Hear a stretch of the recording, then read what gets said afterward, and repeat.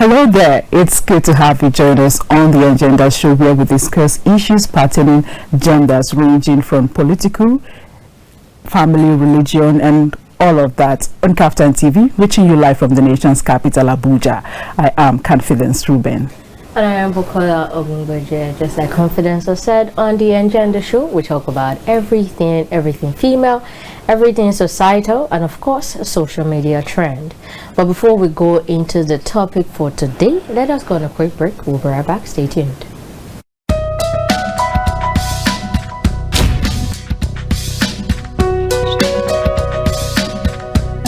Please, girls, let's be fast with our chores. It's almost time for Engendered.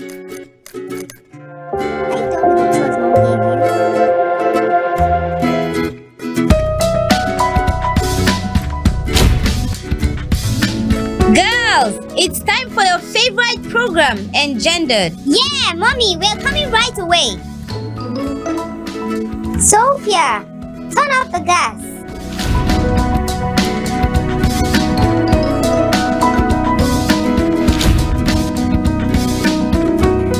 What are your fears as a woman? And what are your doubts as a lady? You think you're alone with those thoughts? Then welcome to Engendered, where we'll bring you discuss, interviews, previews,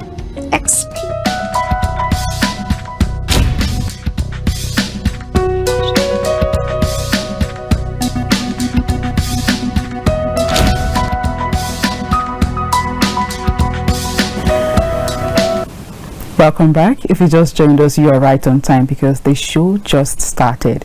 On the Agenda Show this evening, we'll be discussing a vital topic that says human capital development, how individuals can become valuable. Whether you're a male or a female, how can you become valuable despite your educational background, your family background, your wealth status, wherever you're coming from? How can you add value to yourself, to your family, to the society, and the country at large? Now, before we delve straight into the topic proper, let's give you an excerpt of what the topic entails. Human capital development is a vital process for both individuals and organizations focused on enhancing skills, knowledge, and abilities to create lasting values. To become truly valuable, individuals must recognize that growth is a continuous journey. It begins with understanding one's unique strengths and how they can be nurtured and applied effectively in various contexts. By focusing on continuous learning, adaptability, and emotional intelligence, individuals can cultivate traits that enhance their contribution to both their personal and professional environment. We'll be discussing this topic today with our mobile guest who just joined us in the studio. He is a personal development coach, an author, and an entrepreneur. He goes by the name Edet Jeremiah. Good evening. Welcome. Hey, it's good to have you on the show. Hope I did not murder your name. You're welcome. Thank you very much. How has your day been? It was very, very fine. How's the economy treating you? The economy? Yeah. Very fine. It shows. You just asked for acting, so exactly, looking at him from head to toe. shows. It looks like someone that's in charge of the economy. Yes, I am. Wow, I tap from your grace. You need to show us the way. All right, you're welcome. So we'll be discussing human capital development, how individuals can become valuable. Before that, just give us an insight on what human capital development entails. What is human capital development? Okay, thank you very much. You're welcome. Human capital development. For us to say what human capital development is, we need to understand what human capital itself is. Okay. So I would love to put it this way. Just like businesses seek for grants and loans and all that to start up a business, there are specific things that are given to the human person, every human, to start up life as it were. And so a lot of Nigerians and young people are out there looking for opportunities as it were, looking for avenues for growth and all that, and you call it hustle. But they fail to look from within that there are actually things that are given to you such that you can start up life. That's how I love to put it. So human capital consists of our skills, our knowledge, our expertise, and you know the things we're very, very good at. So if we can get the basis of understanding that it is our skill, our expertise, knowledge, our health, and all that, we can now make a solid foundation for what human capital development is. So in simple words, human capital development is every system put in place so that you and I become more skillful, we become more knowledgeable, we're very good at what we do. And I love to define human capital adding gifts. I define it as the summation of gifts, skills, expertise, knowledge, and relationships we possess. And so just like you were asking about the economy, it actually should be good because of understanding that if I don't get a job, a skill can cover for that. If I don't have a skill, Kaftan TV can call me because of knowledge. You can now see that you can start off something from within. So every system that makes me more skillful, the reading, paying for courses, journals, and all that is human capital development. And it can start on an individual basis before it gets to a national basis where the government sets in and, you know, brings skill acquisition programs and all that. So human capital development is a system for us to grow skillfully, to grow more, you know, in knowledge and expertise. That's it. Does finance have a role in this? Does finance? Because, you know, capital is there, which means finance. So, because you talked about capital, I would love to detach it from the human, because when we're talking about human capital, we're not talking about the kind of capital a business needs to run with. And so that is why I was saying it's something that is stuck with you. So wherever I go, my skills is mine, the knowledge I have is mine, my expertise is mine. So that is human capital. I'm coming. And so the basis to which economists defined human capital was for the sake of productivity. And so my engaging skills, my engaging and the use of knowledge I possess should bring me to a point where I'm more productive, hence bringing financial resources. Yes, hence so that's what I'm trying to the skills, the expertise, the knowledge for productivity falls in that within the capital range. That's not finance. All right, Bukola, you have something to say? The thing is, you know, like you said, I think the human capital comes from within. And so it's something that we all have. You just have to develop on it. And when you are talking about, even if we want to go into like a national level, you know, we all make up a nation. So we make up whatever the capital development is going to be. So it doesn't necessarily have to get to the government before we start getting developed here. So I guess so. Now. When we're talking about that, how does this impact like an individual's growth? And like you said, since you put it into what you use it for brings you financial resources. So how does this human capital impact your growth as a human being? Anybody who is focused on becoming skillful, there are certain things I do for money's sake. I don't want to talk about, let me just say it, how we choose skills. We choose skills based on passion. So I could choose a skill because I love this, it's my life purpose. I'm just drawn to this area. The second is because of intrinsic value, in such that in a job setting, I can, you know, grow through the ladder of leadership and all that, and increases my salary. The third basis is for money. So if you engage human capital in terms of skill development for, you know, the sake of being developed for productivity, it can affect your work in terms of passion. And so everything you do to become skillful doesn't stop with the immediate job you're doing. It transcends to every other aspect of your life. A disciplined businessman will be disciplined in terms of time management, anywhere, anytime. And so these things flow from one part of our lives to another part of our lives.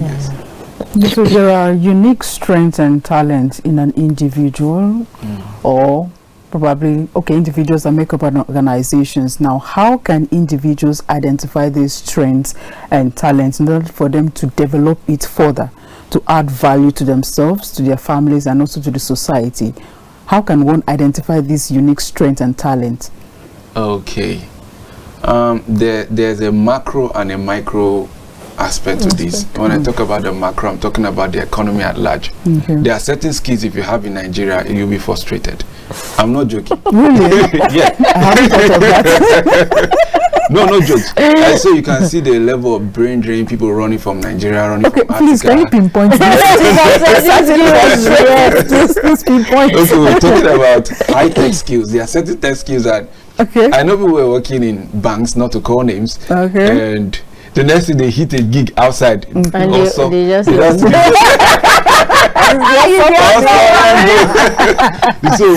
the appreciation for certain skills is not there. Yeah, it's not really there in Nigeria. Sadly, at this level, we're a growing economy, and things are getting better. And Africa as a whole. So what happens is that people who have strength in certain areas may not want to develop it. I know I'm coming from here. So for example, if I say X skill is not yielded and useful, for a long time I started speaking and all that, and people were like, we need to beat all these motivational speakers.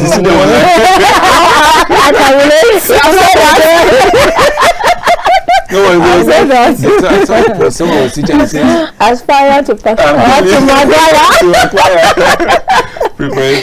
all those kind of stuff. And I saw one post, the guy was passionately teaching, and someone wrote in the comment section, can somebody find this guy for me? Let me beat him. What I normally say is, when it's time to beat motivational speakers, people should leave this particular one for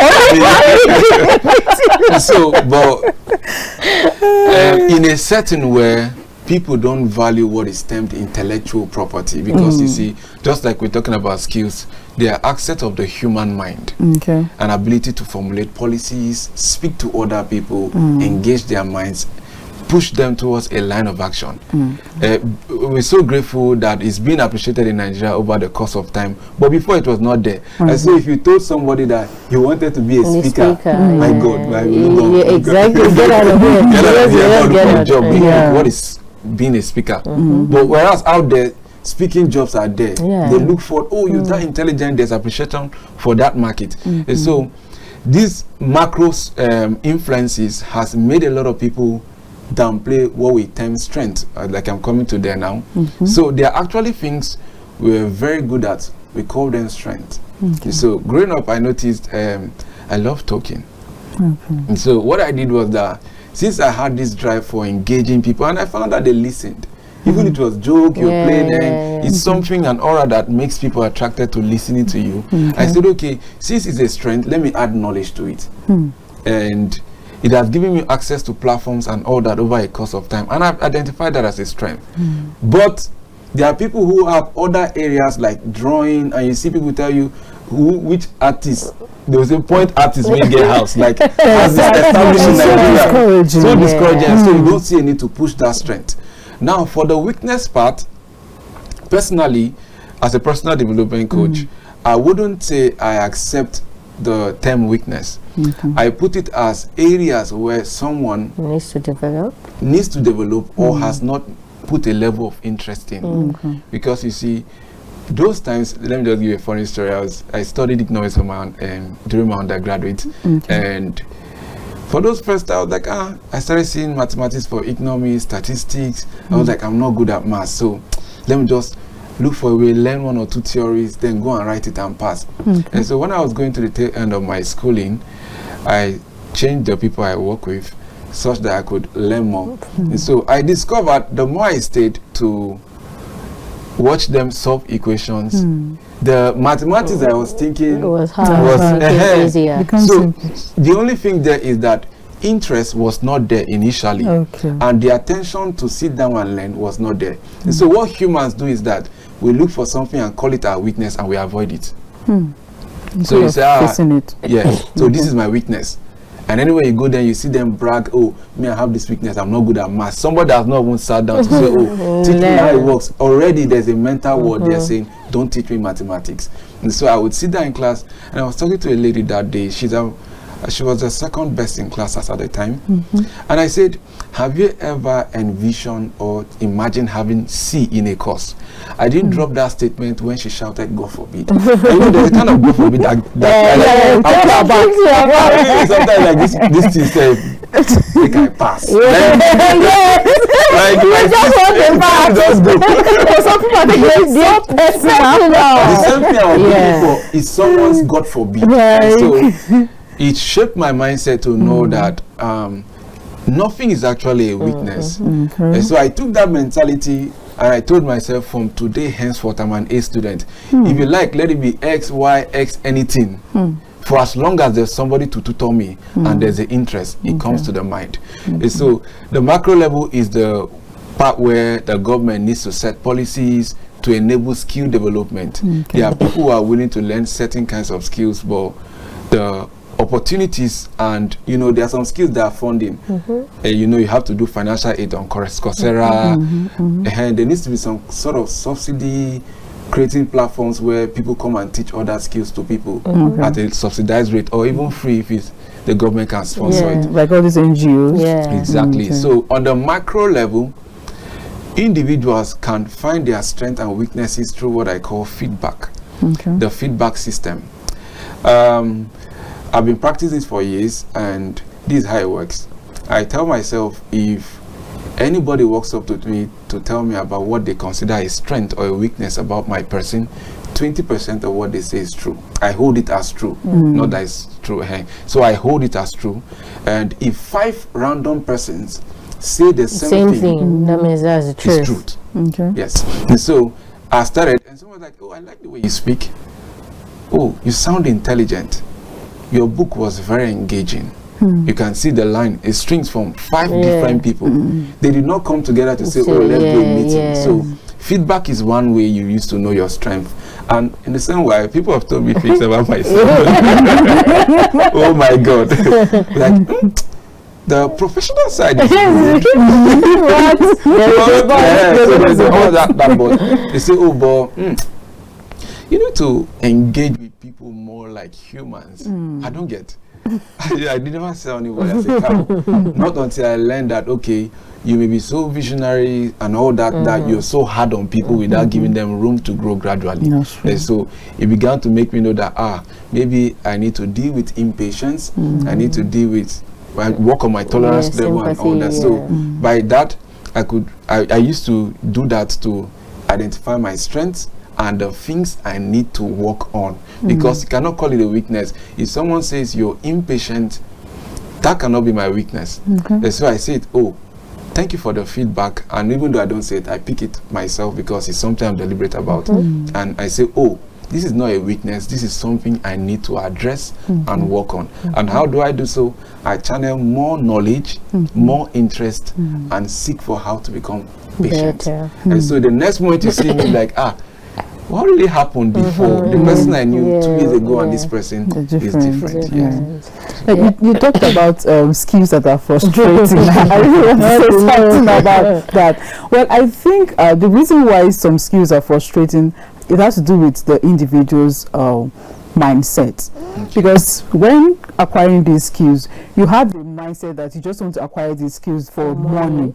You don't have the mindset of, you know, developing these skills, building these skills. So it becomes frustrating when you get to a level that these skills you've acquired is no longer fetching you the money you want. That's when it becomes frustrating. But if you had the mentality of developing that skills, building on it beyond the monetary level, it will not be frustrating. Now, you see, we are all at different levels of life. I told you personally, there are skills I'm learning and I engage in with no sense of emotion or sentiment attached is for the money. Yes. It just has to be like that. Yes, because you know you have bills to pay. You are not coming here. I'm talking about. You know, it's not like it gets to a point where the whole thing just has done it just on a touch, and the touch is just shining responsibilities in your that's how you see it. There's rent, there's transportation, you need a vehicle, food, like this, very important. So they are saying to me like, bro, I want to learn this for money. Just for money. It's money, so it's not a bad thing. Believe me. And if people see that there are certain skills they can, and believe me, skills that are high paying are not easy to learn. And so if people have paid the price to learn certain skills, I believe they have every right to migrate to any nation that can reward them for their sacrifice. Yes. So if we want to retain certain kinds of skillful people and reduce brain drain, which is the minds that are traveling out to all this intellectual property, we need to begin to prioritize certain things here in Nigeria. For example, there are people who are very, very skillful in football. I just do my thing, and if I can play for 10 minutes. Yeah, you do, But you see, you stand at that pitch, watch people with passion and everything, and these guys just like, I need an opportunity. I mean, realistically, talking about that part, there are just some skills that you don't need them other than to pay the bills. That's just it. You don't care. It's just the money. Okay, that's a frustration. But sometimes you just put in so much time and effort that it has to pay you back. And I believe no matter what it is, whatever you've put your time into, even if it's subjectively for money, it's going to bring something back to you. Maybe not necessarily what you envisioned, but it's definitely going to. I think that's just the rule of life. Whatever you put your effort into is definitely going to germinate something. And now talking about development, sometimes with this human capital, the whole issue of it, we start with certain things. And I was watching like a video today, as if kind of connected to what we're talking about. It was I think it was the president of El Salvador. He was talking about like their structures in the country and how important maintenance was. And now when we're talking about maintenance, it doesn't just apply to the normal that's man-made infrastructure. Also applies to human capital here. So a lot of people don't understand how important maintenance is to your human capital. So you could just buttress on that, because people are just like, let me just learn it for now, I don't know what. But really, maintaining gets you to a higher point. So like, what can you say about that? Okay, maintaining human capital, like I told you, it starts from a personal basis. So everybody needs to learn that my development is my own business. Yeah. And I started by giving the analogy that you should see yourself as a business. Just like someone is about starting something and say, oh, I need capital. You are here, and if you can look from within, there are actually things you can engage your mind with, your brain to learn, develop these skills, and you become a better person. So from that personal standpoint, human capital development should be your business and maintaining it. Now, from the macro level, what these advanced nations have done and are doing is that they are quick to recognize exceptionality in skillfulness, intellectual prowess, and various aspects of human capital. So yes, they are very, very quick. And you notice if you are very exceptional here, you get a scholarship. That's because they started it from when their kids are little. You can see a child of 2-3 years outside the country, building something that even an adult like me would not even imagine building that. So they start from when they are kids to develop these skills in them, and by the time they grow up, they become more useful. Apart from the starting from kids, I think their environment just enables it. Like you said, they recognize it fast. But like here in our nation and Africa as a whole, it seems like they don't see it. It's not obvious. They are oblivious to it. They don't see it as, I think the nations in Africa as a whole, some nations, I don't know, I think maybe some nations are not so bad at it, but the nations in Africa are very, this is what we can see, and this is what we can see. Nigeria to be precise. Our country to be precise. They don't see other aspects of development. For instance, in Nigeria, for more than, I think since Nigeria gained independence, the only way they've been looking at for revenue is oil and gas. They don't look at other aspects. Yes, they're getting better at looking at other aspects now, but even for a country like Nigeria, the pace is so slow. Very slow. And I don't know if it's the fact that they don't allow young people into there, or like I don't know what. What would you think? What would you say the problem is for that? One thing about human capital development is that it is not age. It's not age sensitive or age limited. Yes, it's not age dependent. So if a nation doesn't prioritize human capital, if you like discover oil, it's still humans that will manage the boards. That's right.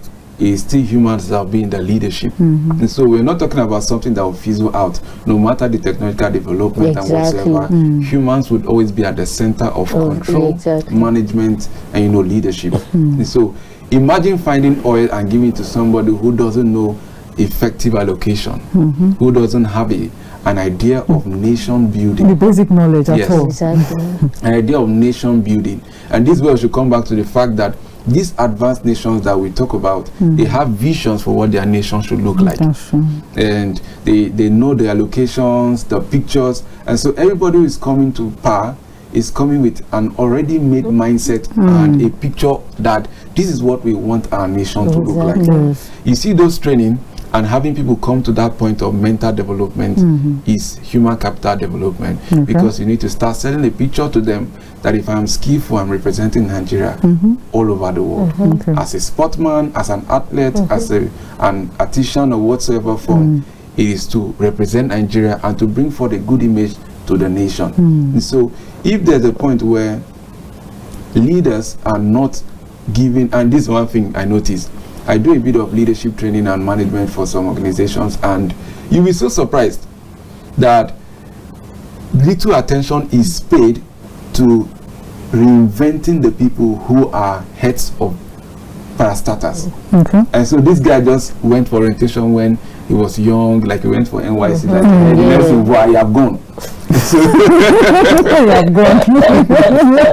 So I believe there should be forms of development for different cadres of leaders. It's quite insulting that I rise to the rank of an army general or something, and that was army training. No, the way you train an army leader is not the way you train recruits and every person coming. So there needs to be a form of training, human capital development, yes, at every level, to help these people see that, oh, we have a nation to build, we have the people at heart, and if anybody who is growing through these processes and is being taught and given avenues for growth per time and season, he would want to extend that hand to the lesser people. That is, national interest should come first before self-interest, right? All right, viewers, let's quickly go on a short break, and when we come back, the show will continue. Stay with us. Welcome back from that break, and we are still talking about the human capital and how individuals can develop their human, capital. So, just before we went on the break, I think the topic slightly shifted, not slightly shifted to, human capital development in alliance, like aligning it with national, interest. And what you find is that the national interest because we are in Nigeria, I find that we always compare ourselves to Western countries, and for me, I don't think we should do that. And we should reduce the level. Yes, we can compare in terms of, we want to grow like they grow, but they have their culture, they have how they, do their things there, and we shouldn't necessarily look at them, this is how we want to, because that's what they do. In short, nations in Africa just go there. It's like they copy and they paste. They just copy and paste it. They don't edit, and they don't. That's the thing. It doesn't work. So we have to find how those things work in alignment with our own culture, because Nigeria is a deeply cultural country. It affects a lot of things in our country. So we're talking about national interest in alignment with, human capital development. We find that most Nigerians, we're not talking about the government level now, we're talking about most Nigerians, where selfishness is, we are selfish on another level. It's different for us. People don't think about what I can do for the government. I think there's this, I don't know what American president said don't think what the government can do for you. Think what you can do for the government. Yes, I know that. Yes, the government, they are there to help, guide the structures of our society. But also, what are you doing in terms of contributing to the national development? Exactly. Because for every person that develops themselves, that develops their human capital, that is a plus for national development. You see, Nigerians all over. Nigerians are stars. They go to other countries, they excel like no other. Like seriously. You see statistics online and they are excelling. So what is stopping us from excelling here and making it work? I think number one is option. How can we make national interest now, patriotism, something that we put alongside this human capital development? Because I believe these are values. Human capital are values that we develop on. So how can we add patriotism, national interest as part of these values? That's a very, very wise question. very wise. How we can add patriotism? Yeah. So like you said, Nigeria is a very, very cultural diverse nation, and you can see that as a problem or an opportunity for desensitization. And so most advanced nations we talk about speak one language.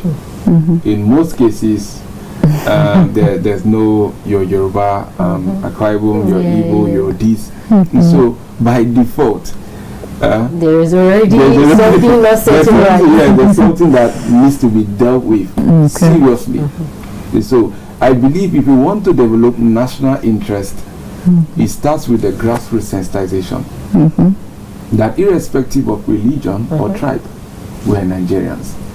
If you start making this as a bedrock through the leaders, through religious leaders, tribal leaders, and whatsoever from, that if you live here today and say, oh, I am going to Zamfara to live, everybody welcomes you as a Nigerian, and we've started to fight the war. Right. But another aspect to look at it from is that the average Nigerian, like you said, some go out there to become stars. There's something they say, the grass is greener on the other side. That's what it is. I think it's adequately good as sang one some days ago. It says it's only green on the other side because it's watered. I will still tell you, environment plays a vital role in how people perceive things. And so an average person is coming out in Nigeria, if you're not privileged to be from a well-to-do household, this is it 1-0?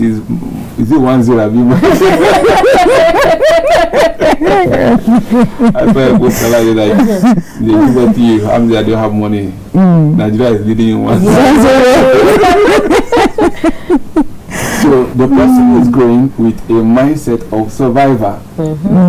This guy is fighting his way for everything. Food, everything. And you will see people who had this mindset growing up of, if you're in a household where there are plenty, that's how you buy biscuits, if you reach home, the biscuit will not reach. So this guy you get this time by the shop, maybe you eat like 3,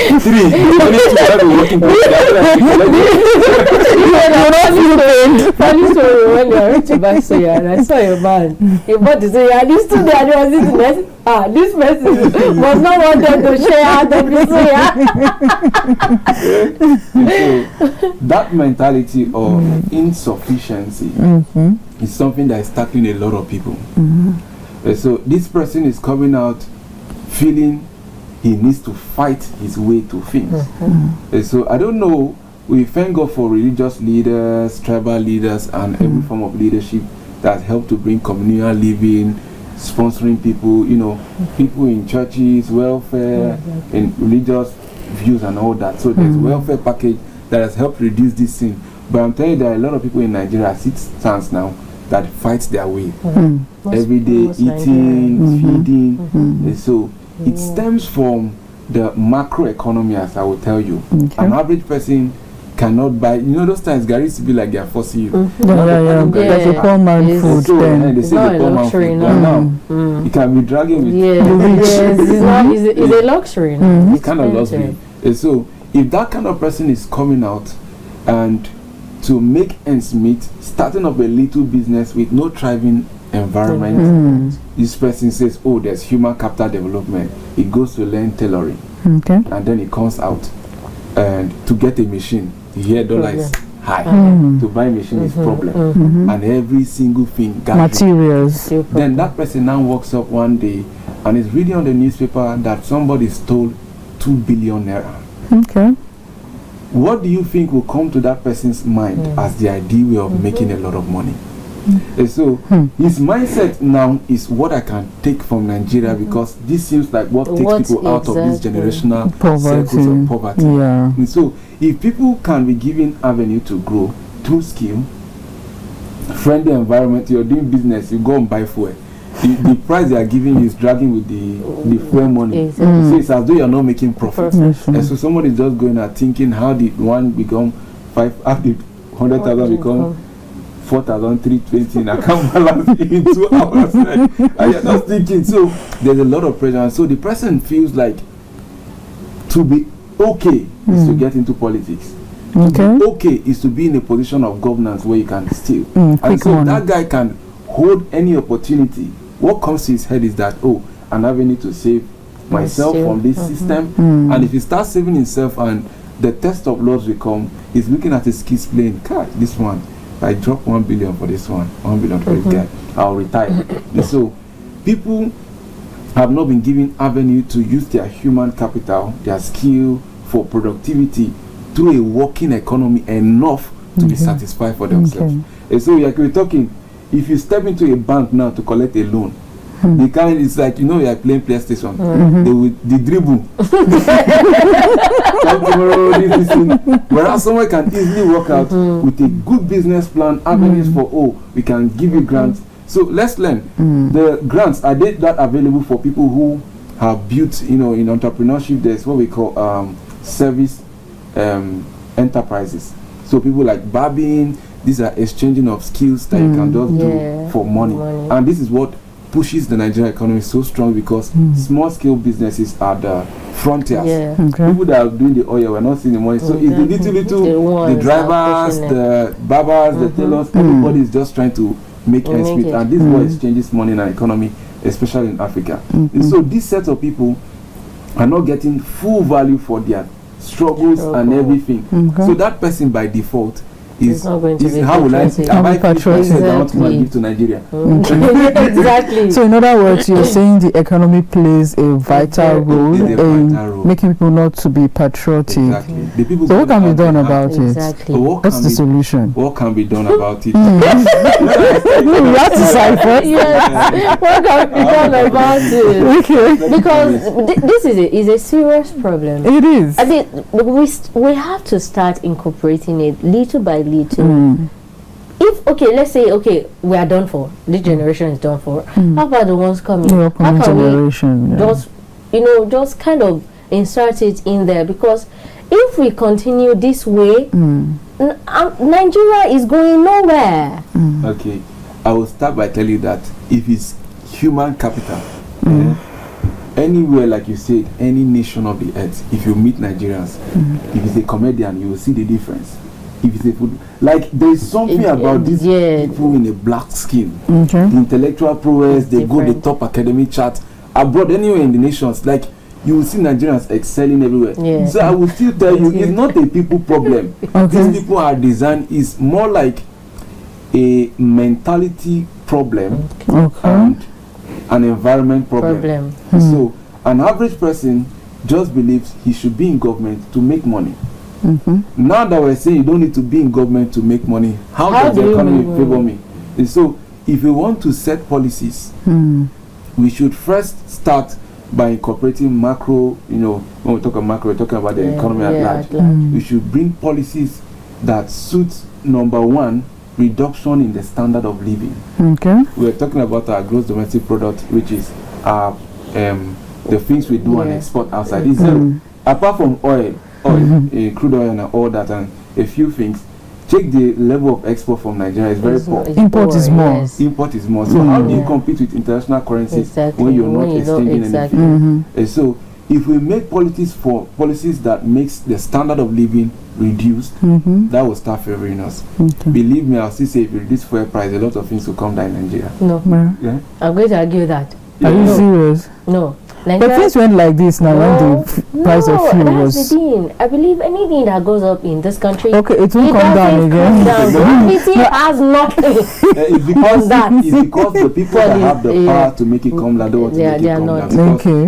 Because they know what they are getting from there. There's what we call price control. Yes. That's somebody wake up today, builds a 1-bedroom, the next is telling you it's 100 million. 100 million. Like, nobody gives the standard, nobody checks anything, and these things are inflating the economy.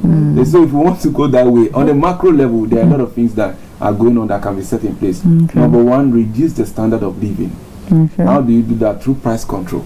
So when you incorporate price control, there should be standard who ascertains the value of your product and services before you put it at the market for outrageous prices. Standard. So if the standard of living is better, there is access to constant electricity, there is access to good roads, the tariffs for electricity is not high. You know, there was one time they increased tariff and everybody did everything on Twitter, and Nigerians can adapt, everybody kept quiet. Exactly. We just come and tell us we adapt easily. Everybody keep quiet. Data plan has increased, so you go little things. And so if the standard of living is a lot more convenient, imagine as a business person starting as a solo entrepreneur, and I learned about human capital. I went to learn tailoring, and I have machines that needs to be powered by, electricity, and there's no light. I'll still be buying fuel.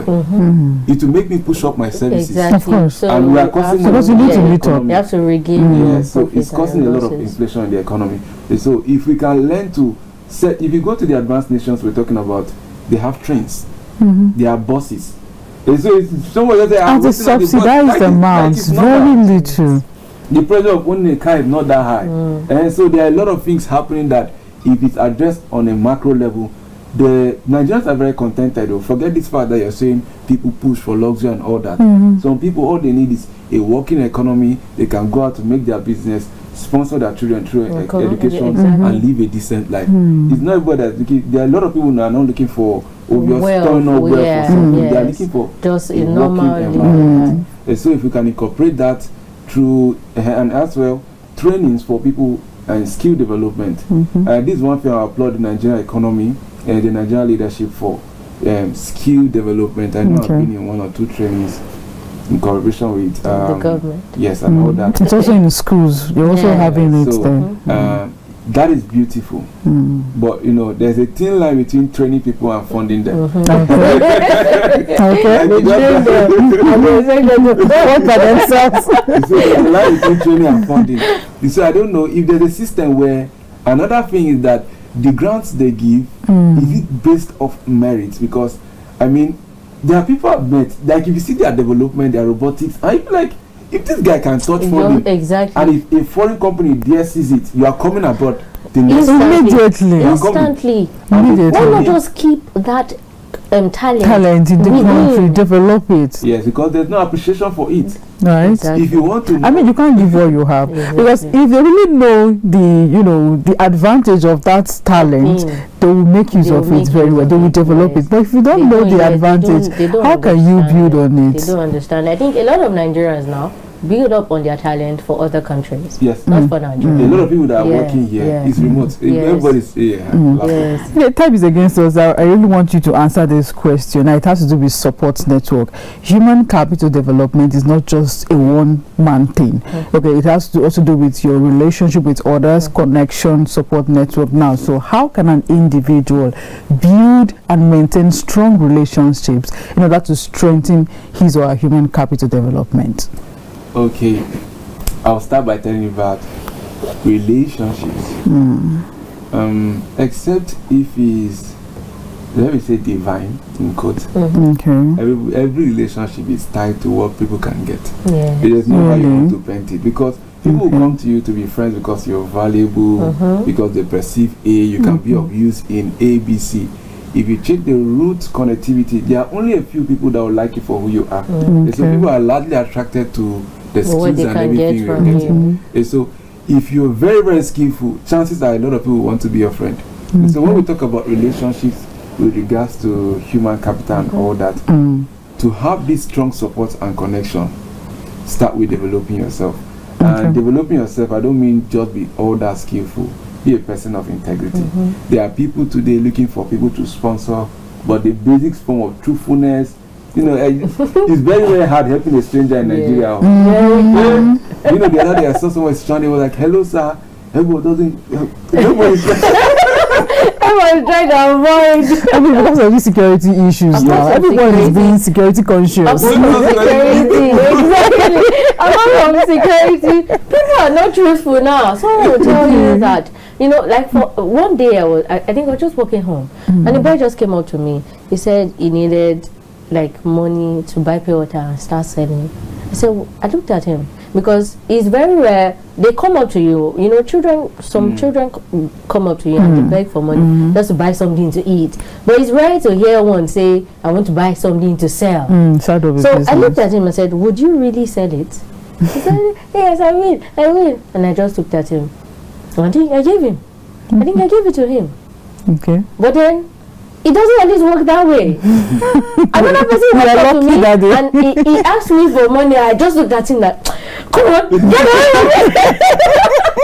Do you understand? You don't trust anybody anymore. You don't trust anybody anymore. Then there are certain connections that, you know, add value to your skills, your expertise, your knowledge. Yeah. It's just for you to like, okay, probably identify those that are real and then just stick to this relationship or connection. I have a lot of acquaintances, but they are standards to becoming my friend. And that's what I'm telling you. At the roots and the basic level, people have standards. If I become your friend today, it is because I have met the criteria you've set mentally for who should be your friend. Exactly. It's not, you know, at the beginning stages where you're in school, everybody's your guy, everybody's your friend. It gets to a point where life now becomes quote-unquote serious. And so you're looking for opportunities, advancement, and all those kind of stuff. I think David recommended me here. Yeah, he did. That's relationship. Okay. So the basis for recommendation is because of what it terms skill and knowledge. Okay. So I will not be his friend, for example, if I were to be some random guy. He will not see it fit to give another opportunity. And so that's why I'm telling you, at the root and the basic level, deep down, people associate with people based off what they can get, what advantage will be. It is rare to find people, it happens more in secondary school. I just like you. Well, now this guy like, you see people who post any talk when they go bring money this week. So when people see you do things online, they're like, oh, this lady is walking a path. I would love to be friends with her. And so connections can start from there. But you someone does pick up on the road, I just want to be your friend. Doesn't it sound that sort? Like it does sound that sort. It's like, who are you? And you'll be so surprised you guys talking about having friends. Like, what do you do for a living? Like, where can I trace? Exactly. Like, where can I connect with you? So, at a higher level, people don't make friends anyhow. So you have to get yourself there in order to make this connection. You don't need to go that high. Just basic level integrity and character. You start from there. Okay, a quick one before we sign out. Does emotional intelligence play a vital role in human capital development? Emotional intelligence is also a skill. Okay. The ability to manage and handle people. And we talked about the basic level of human capital, but we didn't talk about human capital with regards to engaging other people. Now this is a very vital point because you see plenty people, is it men's they used to call it? I saw so many are mad here. So emotional intelligence is part of human capital because it's a learned skill.